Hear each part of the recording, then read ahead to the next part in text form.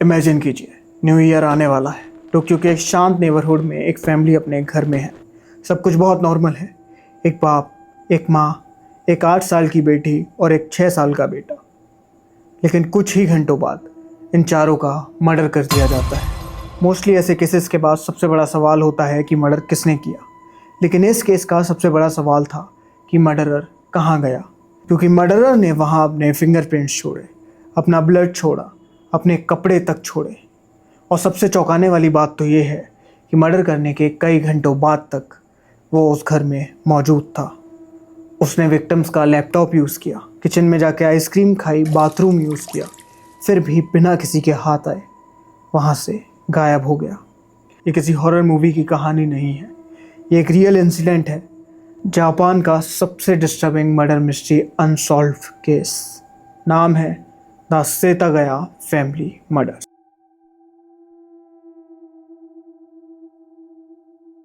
साल था 2000।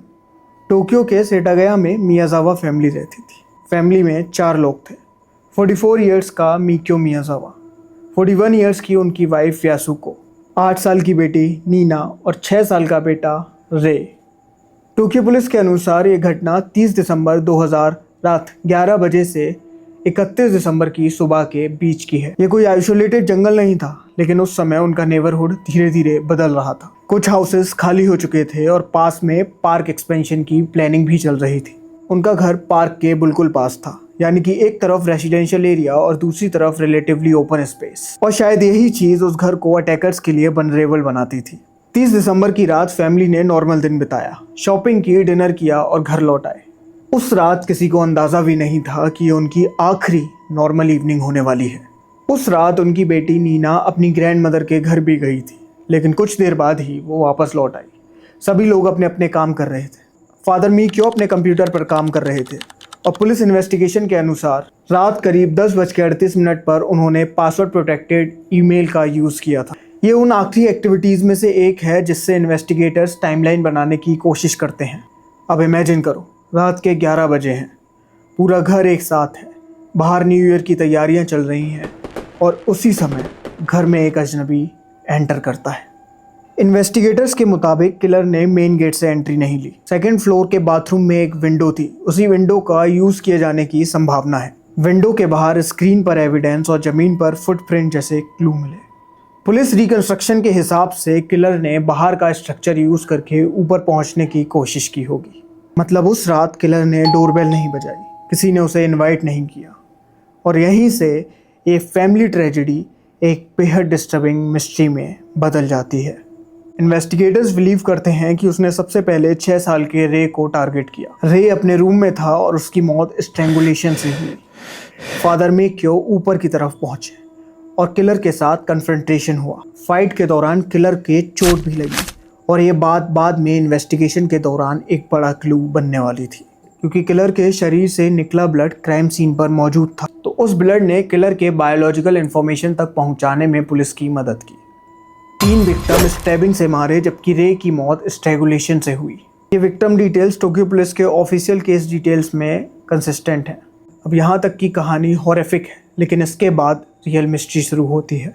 Killer murder करने के बाद वहाँ से भागा नहीं, बल्कि घर में ही रुका रहा, और थोड़ी बहुत देर के लिए नहीं।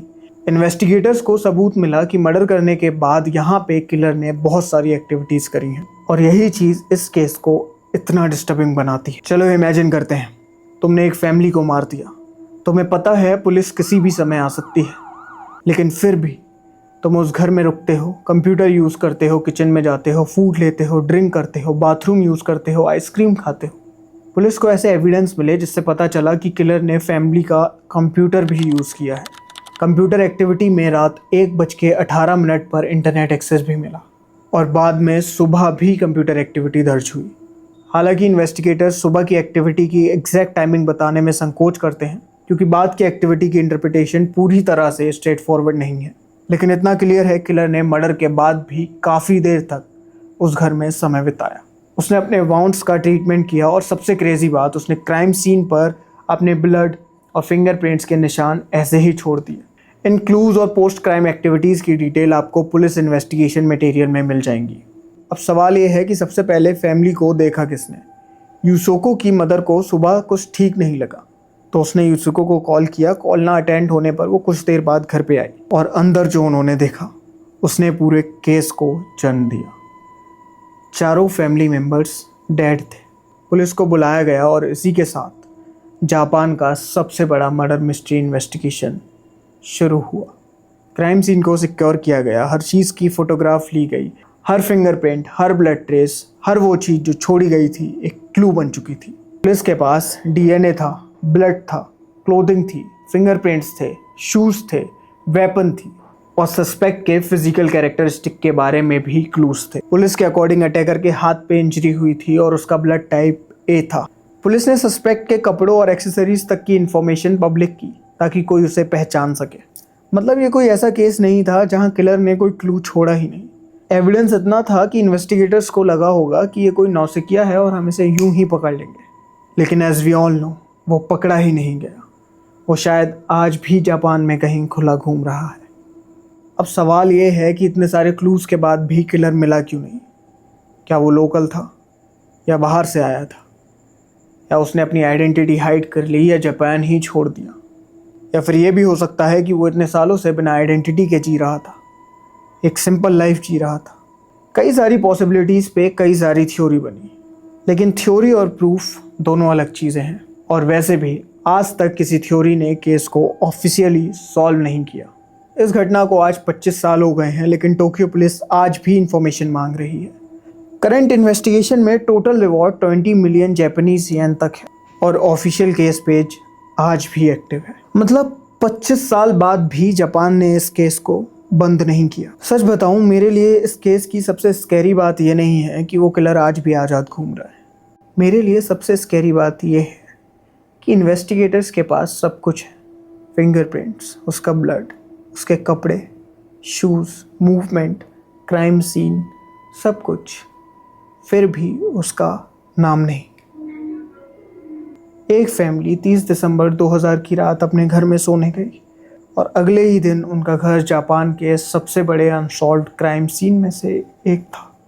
और एक डिस्टर्बिंग चीज़ ये भी है कि जिसने ये सब किया वो आज तक किसी कोर्ट रूम में खड़ा ही नहीं हुआ, क्योंकि वो कभी पकड़ा ही नहीं गया। और जाते जाते एक ही बात बोलना चाहूँगा, thank you for watching me and do subscribe for this type of content. Thank you.